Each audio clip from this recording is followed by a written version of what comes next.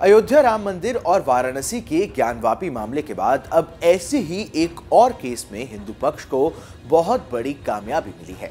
हम बात कर रहे हैं यूपी के बागपत में महाभारत कालीन लक्षगृह विवाद के बारे में।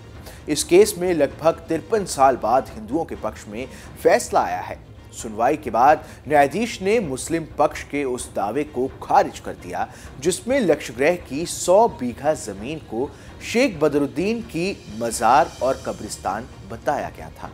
इस फैसले के बाद मुस्लिम पक्ष ने हाईकोर्ट में अपील की बात कही है। दरअसल बरनावा के लक्षगृह कब्रिस्तान का विवाद 1970 में कोर्ट में पहुंच गया था। साल 1970 में बरनावा गांव के रहने वाले मुकीम खान ने लक्षगृह को शेख बदरुद्दीन की मज़र और बड़ा कब्रिस्तान होने का दावा करते हुए मेरठ के सरधना के कोर्ट में ये केस दर्ज कराया था और वहां से केस बागपत की कोर्ट में ट्रांसफर होकर 5 दशक से भी अधिक समय तक चलता रहा। 31 मार्च 1970 में वाद दायर होने के बाद 1 अप्रैल 1970 को मुकदमे में पहली सुनवाई हुई थी। इसके बाद लगातार तारीख पर तारीख लगती रही।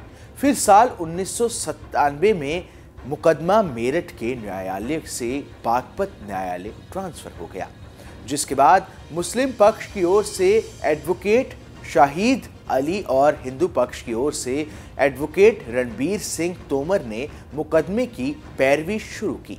एडवोकेट रणबीर सिंह तोमर ने बताया कि 53 साल तक चले इस मुकदमे में 5000 से अधिक तारीखें लगी।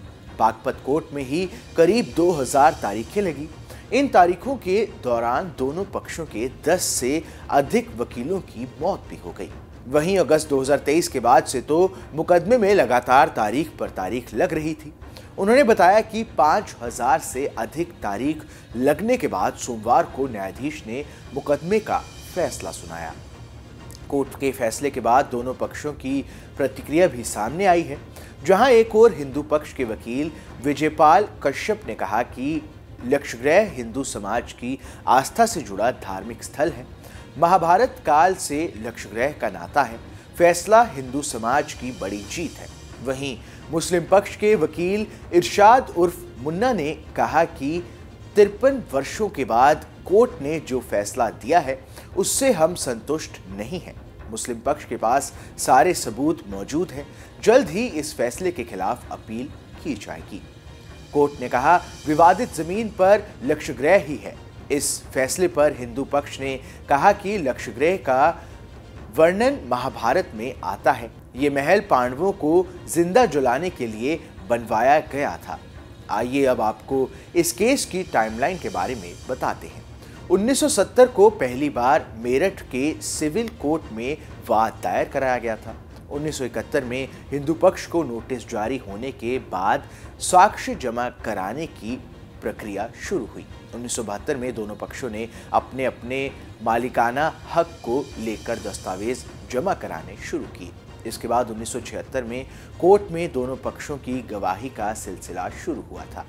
फिर 1981 में कोर्ट में ऐतिहासिक दस्तावेज और नक्शे आदि जमा कराए गए। 1997 में मेरठ की अदालत से बागपत कोर्ट में मुकदमा ट्रांसफर कराया गया। फिर 2003 में दोनों पक्षों के गवाहों की गवाही शुरू हुई।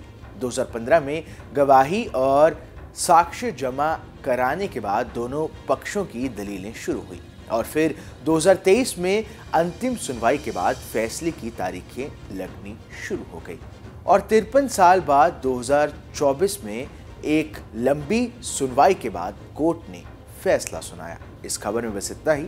ये खबर आपको कैसी लगी हमें कमेंट कर जरूर बताएं।